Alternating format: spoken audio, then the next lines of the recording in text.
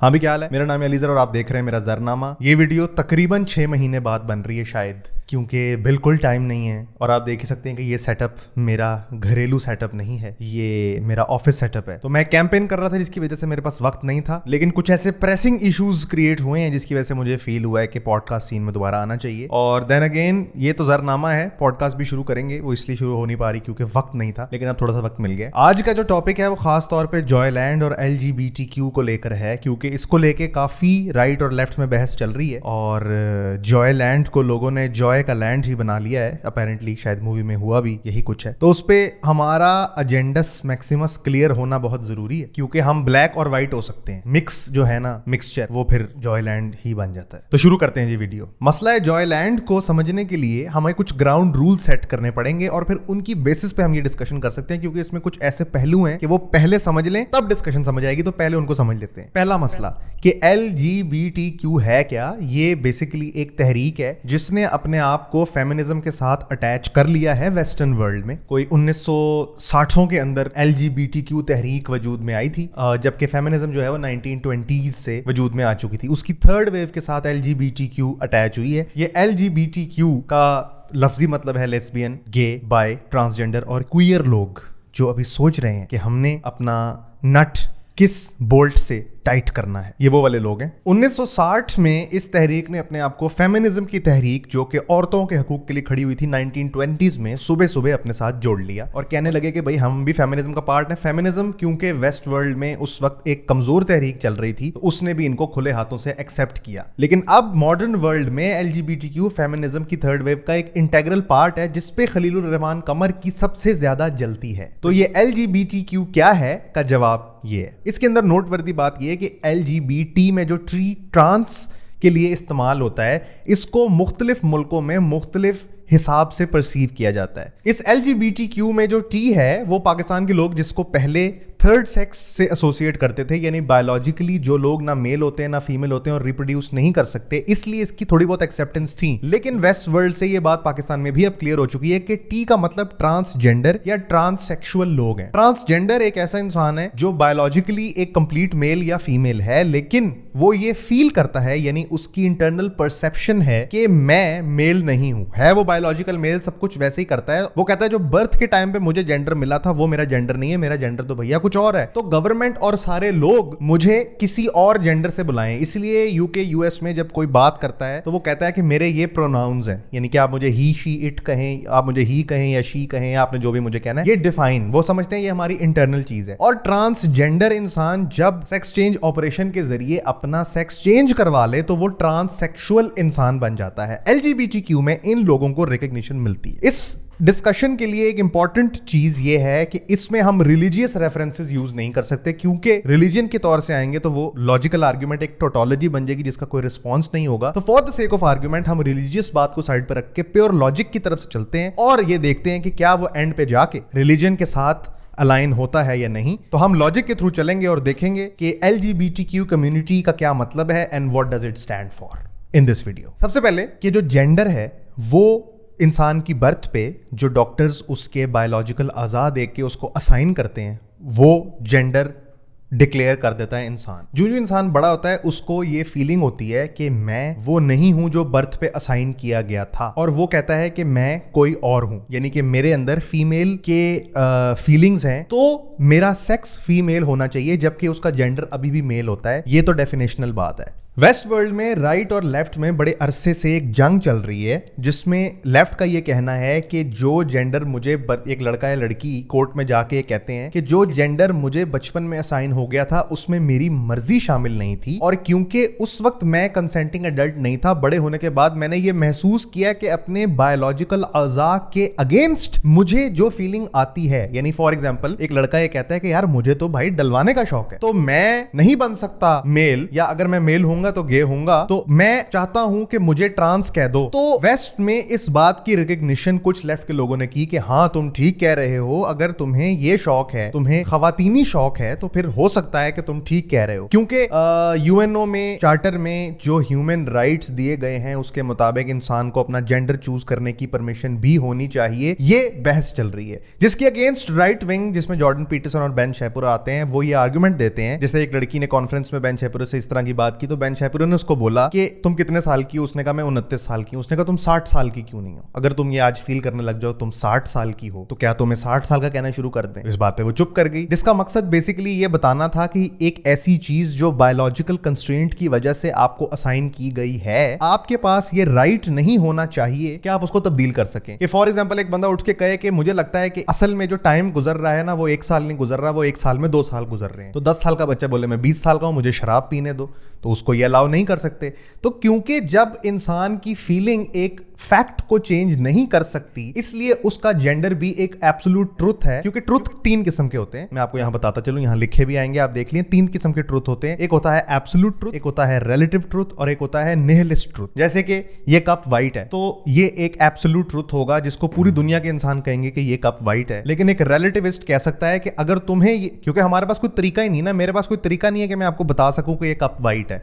मुझे व्हाइट क्या नजर आता है किसी को नहीं पता। इसी तरह कोई और इसको पिंक कप कह सकता है, और हमारे पास कोई प्रूफ नहीं है ये कहने का, सवाए बहुत सारे लोगों के ओपिनियन की कि ये कप व्हाइट है या नहीं है। और तीसरा एक निहिलिस्ट इंसान जो ये कह सकता है कि ये कप ही नहीं है। तो हमारे पास सिर्फ प्रूफ है लोगों के दिखाने के लिए कि हाँ ये एक कप है। तो इसी तरह रिलेटिविज्म और एब्सोल्यूटिज्म में बड़ी देर से ये बहस चल रही है कि क्या ये बायोलॉजिकल कंस्ट्रेंट कि आपके बायोलॉजिकल रिप्रोडक्टिव ऑर्गन्स किस किस्म के हैं और उनसे क्या प्रोड्यूस होता है, whether you are able to produce an egg और whether you are able to produce sperm, defines your sex और not, and right wing argues that you do not have the right. उसकी वजह क्या है, हम इसमें जाने की कोशिश करते हैं। लेफ्ट की वजह तो ये है कि क्योंकि हमारे पास अधिकार है हम इसलिए ये चूज करेंगे, बट इसके जवाब में राइट ये कहता है कि अगर फॉर एग्जाम्पल एक परवर्ट है और वो परवर्ट लड़कियों को नंगा देखना चाहता है, तो वो एक दिन कोर्ट में जाए और कहे कि मैं एक लड़की हूं, और फिर लड़कियों के चेंजिंग रूम में चला जाए और उनको देख के वापस आके फिर से मेल बन जाए, तो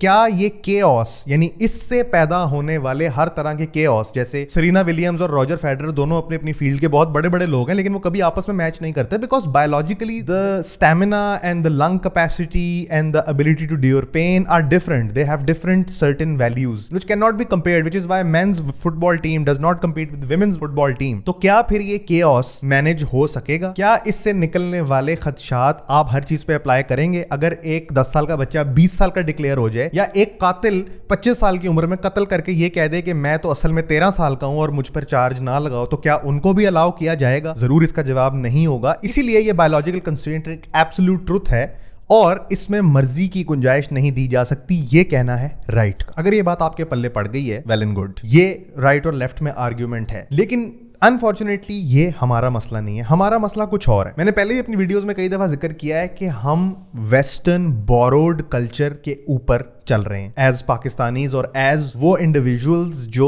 कभी ना कभी अंग्रेज के यहाँ गुलामी तय करके आए हैं। तो अब हमारे लिए जो हमारे सूडो डैडी करते हैं वो फ्रेम ऑफ रेफरेंस बन जाता है। ये हमारा मसला है। हम फॉलोअर रहते हैं कल्चर में, और हम फॉलोअर रहते हैं इवन फैशन में और बहुत टेक्नोलॉजी में और हर चीज में, विच ऑल्सो डिक्टेट्स कि हमारी सोचने की कैपेसिटी भी यूजुअली फॉलोड होती है। पाकिस्तान के लोगों को एक गिफ्ट ये है कि अगर आप किसी ऐसी चीज पे जो आपका मेजर मसला हो डिस्कशन करेंगे और आप उन फैक्टर्स को सपोर्ट करेंगे जो वेस्टर्न लेफ्ट यानी वेस्ट में केओस के बराबर होगा, तो अंग्रेज या वेस्ट वर्ल्ड ने आपके लिए कुछ तमगे रखे हुए हैं जो आप पा के अपने आप को बड़ा समझेंगे। जैसे आपने काफी सारे पाकिस्तानी लोगों की ट्वीट्स देखी होंगी कि जब क्वीन एलिजाबेथ फौत हुई तो उन्होंने लिखा oh the queen is dead and everything. वो इस बात को एक्सेप्ट करने के करीब भी नहीं है कि ये वो लोग हैं जो तुम पे जुल्म करके गए हुए हैं। तो तुम्हारी गुलामी की लिमिट ये है कि आज भी तुम उनके मोनार्क के मरने पे अफसुर्दा हो सकता है कि तुम रोए भी हो थोड़े से कि oh shit the queen is dead. तो ये एक वेस्टर्न बोरोड थिंकिंग कल्चर है जो हमारे अंदर प्रिवेल करता है। Sharmeen Obaid Chinoy had an Oscar, I think 2 times she had an Oscar, and then whoever here does support their left's agenda will get glorified from them, because उनकी तरफ से आप केओस के एम्बेसडर बनेंगे इस एरिया के अंदर। वहां सूडो रिलीजियसनेस है, यहां पे अभी भी रिलीजियसनेस की डोमिनेशन है। तो इस्लामिक रिपब्लिक ऑफ पाकिस्तान में रहते हुए वेस्टर्न एजेंडा को सपोर्ट करना आपको ऑटोमेटिकली उनकी तरफ से एक प्रेस्टीज्ड इंडिविजुअल बना देगा। You look at Netflix, you look at Amazon Prime and you look at your YouTube trending page and you would see everything which is, आपको नजर आएगी ये बात कि हर चीज इंडोर्स हो रही होगी, और जिसमें आपकी मेंटालिटी यानी कि जिसमें आपका रिलीजियस सेंटिमेंट या आपका Islamic republic of Pakistan ness hurt हो रही होगी, वो वाली चीज यहां पे पुश करवाई जाएगी ultimately to win the cold war which is of intellects between these two worlds. तो आप इस पे सिर्फ ये सोचें कि इस सारी गुफ्तगू में आपने साइड कौन सी चूज करनी है, इसका डिसीजन लेने के लिए आप इंडिपेंडेंट हैं कि नहीं। और जब आप ये देखेंगे कि इंडिपेंडेंस की क्या डेफिनेशन है, तो आपका सारा थिंकिंग प्रोसेस सोशल मीडिया से लेके आपके जो कूल लोग या सूडो कूल लोग बनते हैं उन सब के दिमागों में जो जो बात चल रही होगी वो होगी जो उसको सपोर्ट करती होगी। तो आपकी इंडिपेंडेंस, जिसको आप इंडिपेंडेंस समझते हैं, वो एक्चुअल में इंडिपेंडेंस नहीं बल्कि एक बोरोड सोच होगी। Coming to the point of Joyland, क्या जॉयलैंड को पाकिस्तान में बैन करना चाहिए या उसको बैन नहीं करना चाहिए या उसको सेंसर करना चाहिए, ये सारे मसले समझने के बाद हम जॉयलैंड पे आ जाते हैं। तो जॉयलैंड मैंने देखी नहीं है, लेकिन जहां तक मैंने उसका प्लॉट पढ़ा है कि एक लाहौरी लड़के को एक ट्रांसजेंडर से प्यार हो जाता है, a boy pretending to be a girl and a dancer. क्या ये ठीक है इज अनदर क्वेश्चन। क्या इस पे मूवी बननी चाहिए इज ऑल्सो अनदर क्वेश्चन। क्या मंटो के अफसानों में या और अफसानवियत में इस तरह की चीजें डिस्कस नहीं हुई हुई? क्या ओथेलो या क्या हैमलेट में रेबिलियस टॉपिक्स इस्तेमाल नहीं किए गए थे? हाँ किए गए थे, क्योंकि वो रियलिटी पे बेस करते थे। जॉयलैंड मूवी ठीक है या नहीं, ये आपका डिसीजन है based on what ever you believe. But Joyland ये मूवी बनने से क्या LGBTQ की कम्युनिटी या उनका एजेंडा सपोर्ट हो रहा है? सवाल एक्चुअल ये भी नहीं है। हाँ, उनका एजेंडा सपोर्ट हो रहा है, LGBTQ को जॉयलैंड प्रमोट कर रही है, यस दैट इज ट्रू। लेकिन उसकी परसेप्शन और उसकी तरफ आपका सेंटिमेंट किस तरह मैनिपुलेट किया जा रहा है, अगर आप इस बात को समझते हैं तो आप एक्चुअल इंडिपेंडेंट हैं। यानी जॉयलैंड की सपोर्ट करनी है मैंने या जॉयलैंड की मैंने ऑपोजिशन करनी है, इस सोच में आपका इंडिपेंडेंट होना जरूरी है। आप जिन बातों को बिलीव करते हैं, क्या वो बात आप तक रॉ रियल इंफॉर्मेशन पहुंच भी रही है या वो मैनिपुलेट होकर पहुंच रही है? तो पाकिस्तान में कोई भी मूवी मिलती है, देखो हमारी मूवी कान्स फिल्म फेस्टिवल में गई, लेकिन पाकिस्तान ने उसको बैन कर दिया। कान आपके लिए फ्रेम ऑफ रेफरेंस या कान आपके लिए बड़ाई की वजह इसलिए है क्योंकि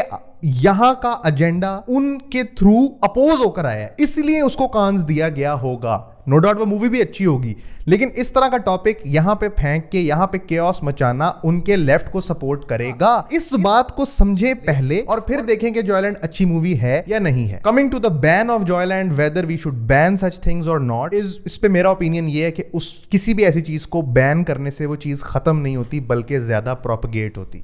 ये ऐसी ही बात है कि क्या मर्डरर को फांसी देनी चाहिए या नहीं। तो अगर आप मर्डरर को फांसी देते हैं तो आप कातिलों की तादाद कम नहीं करते, एक्चुअली उसका तदारुक होना, उसका सोल्यूशन होना जरूरी है। जॉयलैंड में जो हो रहा है, अगर आपका लॉ उसको परमिट नहीं करता तो क्या आप उसको कंट्रोल कर रहे हैं, या रियलिटी को कैप्चर करने वाली सिर्फ एक आर्ट, क्योंकि आर्ट वो होती है जो रियलिटी की डिपिक्शन होती है, सिर्फ आर्ट के ऊपर तनकीद करके क्या आप जो असल में हो रहा है या असल में जिस तरह से आप मैनिपुलेट हो रहे हैं, क्या आप उसको रोक सकते हैं? सोचने वाली बात ये है। एज पर Joyland, this is all the breakdown that what happened in Joyland and why all the mullahs and the right wing of Pakistan was against it, कि उससे क्या कुछ प्रमोट हो रहा है, उसको उसके अंदर जो कुछ भी है आपने उसको सपोर्ट करना है या नहीं करना, ये आपका पर्सनल डिसीजन है। मैं इस पे आपको ओपिनियन नहीं दूंगा। मेरा मकसद था आपको ये बताना कि जॉयलैंड को क्यों अगर सपोर्ट करना है तो क्यों करना है और क्यों नहीं करना तो क्यों नहीं करना। और अगर कान्स या ऑस्कर आपके लिए फ्रेम ऑफ रेफरेंस है तो ये बात जान लें कि वो फ्रेम ऑफ रेफरेंस रियल नहीं है, वो आपके साथ सरासर धोखा है। आपको ये बताने के लिए कि ये हरकत करके दिखाओ